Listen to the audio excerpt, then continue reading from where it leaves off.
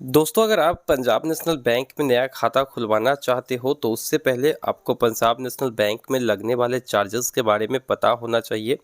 तो आज के इस वीडियो में हम आपको बताएंगे कि अगर आप पंजाब नेशनल बैंक के खाता धारक हैं या फिर नया अकाउंट ओपन करना चाहते हैं तो कहां पर कितना चार्ज देना पड़ता है। तो चलिए मोटा मोटी जो चार्जेस लगते हैं वही देखेंगे, क्योंकि वैसे चार्जेस अगर हम एक्सप्लेन करें किसी भी बैंक के तो वो लगता है लगभग 1 घंटे का वीडियो जाएगा, क्योंकि बहुत सारे चार्जेस होते हैं। तो जो मेजर चार्जेस हम लोगों के काम के होते हैं, जो अक्सर लगता है, उसी चार्जेस के बारे में बात करेंगे। तो चलिए बिना डिले किए वीडियो को स्टार्ट कर लेते हैं। तो सबसे पहले बात करेंगे अकाउंट ओपनिंग चार्ज की। तो आप अकाउंट दो तरीके से ओपन कर सकते हो। ऑनलाइन वीडियो केवाईसी के जरिए भी ओपन किया जा सकता है और उसके बाद आप ब्रांच जाकर भी अपना अकाउंट ओपन करवा सकते हो। वैसे तो पंजाब नेशनल बैंक के कस्टमर केयर से जो हमारी बात हुई तो उन्होंने कहा कि आप ज़ीरो बैलेंस अकाउंट ओपन कर सकते हो, ब्रांच जाके भी और ऑनलाइन भी, लेकिन मिनिमम जो एवरेज बैलेंस होता है मंथली वो मेंटेन करना होगा।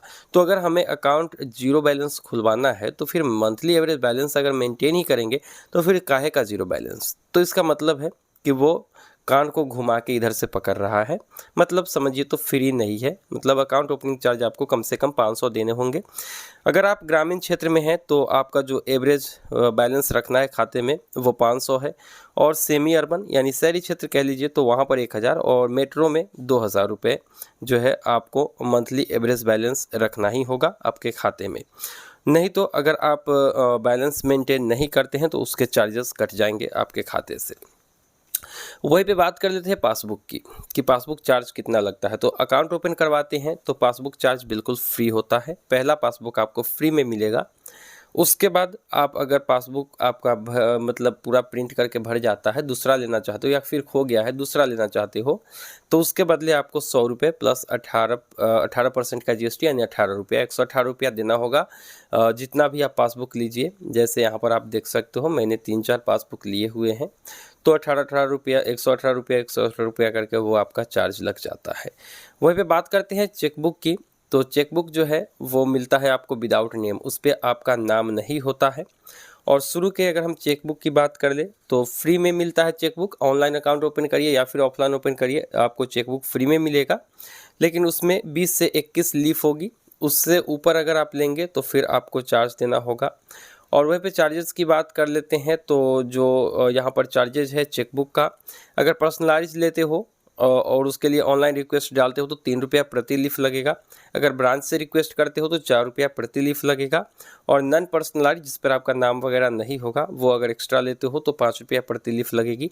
जबकि शुरू में अकाउंट ओपन करते समय फ्री में मिलती है। 20 लीफ का होता है एक चेकबुक, जो कि मैंने आपको पहले ही बता दिया है। वहीं पे डेबिट कार्ड चार्जेस की अगर मैं बात कर दूं तो अगर आप जो है सेविंग अकाउंट पर रुपए क्लासिक डेबिट कार्ड लेते हो तो 177 रुपया एनुअल मेंटेनेंस चार्ज है, और रुपए प्लेटिनम अगर आपको मिल जाता है तो 295 रुपया उसका मेंटेनेंस चार्ज है। वहीं पे अगर आपका डेबिट कार्ड मान लो कि गुम हो गया है, अगर आपका डेबिट कार्ड खो गया है तो कार्ड रिप्लेसमेंट के आपको 150 रुपया देना होगा।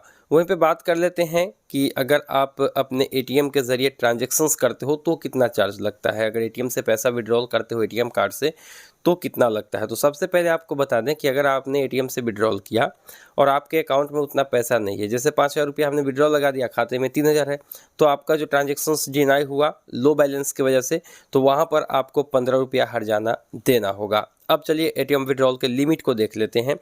तो अगर आप एटीएम से वैसे लिमिट जो है वो 5 ट्रांजेक्शन्स फ्री है। पीएनबी के एटीएम में जाइएगा तो महीने में जो है आपको 5 ट्रांजेक्शन्स फ्री मिलेंगे। उसके बाद आपको 10 रुपया प्रति ट्रांजेक्शन्स देना होगा। लेकिन नॉन पीएनबी एटीएम में जाएंगे तो वहाँ पर 3 और मेट्रो में 3 और नॉन मेट्रो में 5 ट्रांजेक्शन्स फ्री है। उसके बाद अगर आप फाइनेंशियल ट्रांजेक्शन्स किसी भी एटीएम में करते हो, 1 महीने की बात कर रहे हैं, तो 20 रुपया प्रति ट्रांजेक्शन्स देना होगा, और नॉन फाइनेंशियल के लिए 9 रुपया प्रति ट्रांजेक्शन। सब फाइनेंशियल ट्रांजेक्शन और नॉन फाइनेंशियल क्या होता है, तो अगर आप पैसे निकालते हो तो वो हो गया आपका फाइनेंशियल ट्रांजेक्शन्स, लेकिन बैलेंस वगैरह चेक कर लेते हो तो वो हो गया नॉन फाइनेंशियल, जहाँ पर आपको चार्जेस देना होगा, यानी कि 5 बार से ज़्यादा अगर आप करते हो तो। लेकिन दूसरे एटीएम में मेट्रो में 3 ही बार और नॉन मेट्रो में 5 बार दिया गया है। वहीं पे बात कर लेते हैं एसएमएस चार्जेस की। जी हाँ, अगर आपके फ़ोन पर एसएमएस आ रही है आपके खाते में पैसा जमा होने या फिर खाते से पैसा निकलने के, तो इस पर भी चार्ज देना होता है। हालांकि एसबीआई में लगभग चार्जेज जो है वो फ्री है, लेकिन पीएनबी में बहुत सारे चार्जेज अभी आपने देख लिया कि हर जगह चार्ज लग रहा है। एसएमएस चार्ज की बात कर ले तो 17 रुपया 70 पैसा आपको हर 3 महीने पे देना होगा, यानी कि साल का लगभग 70 रुपया आपको देना होगा एसएमएस चार्ज के रूप में, अगर आपको मैसेजेस आते हैं डेबिट क्रेडिट के। तो अब चलिए यहाँ पर बात कर लेते हैं फाइनली ऑनलाइन ट्रांजेक्शन्स के। तो यूपीआई तो ऐसे सबका फ्री है, लेकिन वहीं पे अगर आप आरटीजीएस करते हो, ये देखिए आरटीजीएस का जो चार्ज है वो 2 से 5 लाख रुपए तक जो है, अगर आप ब्रांच से करते हो तो उसका अलग है, और नेट बैंकिंग और मोबाइल बैंकिंग के ज़रिए आप करते हो तो उसका अलग है, लेकिन ज़्यादा डिफरेंस नहीं है। 24 रुपया है और 24 रुपया 75 पैसा, तो वो नॉर्मल है। 5 लाख से ऊपर करेंगे तो फिर आपको यहाँ पर 49 रुपया 50 पैसे देने होंगे। एनईएफटी ट्रांजेक्शन्स की बात करें तो वैसे सेविंग अकाउंट पर एनईएफटी ट्रांजेक्शन्स तो फ्री है, लेकिन करेंट के जरिए अगर आप करते हो तो 1000 रुपये का अगर एनईएफटी करते हो तो 2 रुपया 25 पैसा प्लस जीएसटी, और वहीं पे अगर आप इंटरनेट बैंकिंग से करते हो तो 1 रुपया 75 पैसा प्लस जीएसटी। 10,000 रुपये से 1 लाख तक का 4 रुपया 75 पैसा ब्रांच से और 4 रुपया 25 पैसा नेट बैंकिंग या मोबाइल बैंकिंग के जरिए, और 1 लाख से ऊपर के ट्रांजेक्शन्स हो और 2 लाख से कम के तो वहाँ पर 14 रुपया 75 पैसा लग जाता है। वहीं पे बात कर लेते हैं अब फाइनली अकाउंट के कैश हैंडलिंग चार्ज की, यानी कि कैश विड्रॉल वगैरह की। तो कैश विड्रॉल की बात करें कि खाते से पैसा अगर कैश में निकालना है तो महीने में 5 बार फ्री है। उसके बाद हर 1000 रुपये पर 2 रुपये आपको देने होंगे। अगर 20,000 निकालते हैं तो 40 रुपये आपको कैश विड्रॉल चार्ज लग जाएगा।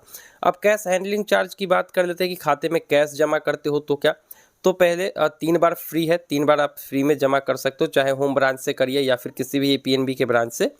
तो वहाँ पर 3 ट्रांजेक्शन्स फ्री है। उसके बाद जो है आपको 1 लाख तक जो है पेमेंट लग जाता है, 50 रुपया पर ट्रांजेक्शन्स जीएसटी ऊपर से लग जाती है, प्लस 50 रुपया जो है पर ट्रांजेक्शन्स लगता है। अब 1 लाख से ऊपर जितना का करिए, देखिए 3 बार फ्री है और एक दिन में 1 लाख ही फ्री है, 1 लाख से ऊपर नहीं कर सकते हो। और उसके बाद अगर मैं बात करूँ तो उसके बाद जो है ट्रांजेक्शन्स 3 जैसे ही कंप्लीट हुए 50 रुपया हर ट्रांजेक्शन्स पर लगेगा, चाहे आप जितना का ट्रांजेक्शन्स कर लीजिए, ठीक है। कैश जमा करेंगे 50 रुपया और जीएसटी आपका कट जाएगा। तो यहाँ पर हमने सभी चार्जेस के बारे में, जो मेजर चार्जेस थे उसके बारे में जान लिया है। अब फाइनली बात कर लेते हैं अकाउंट क्लोजिंग चार्ज के बारे में। तो account closing charge current account और सेविंग अकाउंट के अलग अलग चार्जेस हैं। अगर आप करेंट अकाउंट रखते हैं और 14 दिन के अंदर अगर बंद करते हो, खोलने के 14 दिन के अंदर, तो कोई चार्ज नहीं लगेगा। 14 दिन बाद और 1 साल के अंदर अगर बंद करते हो तो 800 रुपया, लेकिन 1 साल के बाद बंद करते हो तो कोई चार्जेस आपको देना नहीं है। सेविंग अकाउंट पर भी यही नियम लागू होता है, 300 रुपया आपको जो है देना पड़ेगा अकाउंट क्लोजिंग चार्ज। यानी अगर आप 1 साल के अंदर करते हो तो उसके बाद करते हो तो कोई भी चार्जेस आपको देने नहीं पड़ेंगे। तो मुझे लगता है कि पीएनबी में जो भी मेजर चार्जेस थे उसको हमने यहाँ पर कवर किया है। वीडियो आप लोगों को जरूर पसंद आई होगी।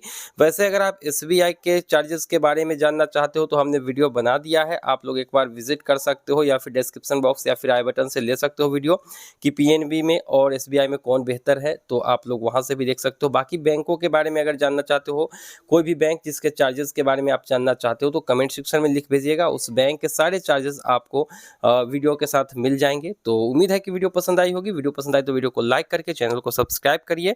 मिलते हैं किसी नई वीडियो में, दीजिए इजाजत। Thank you.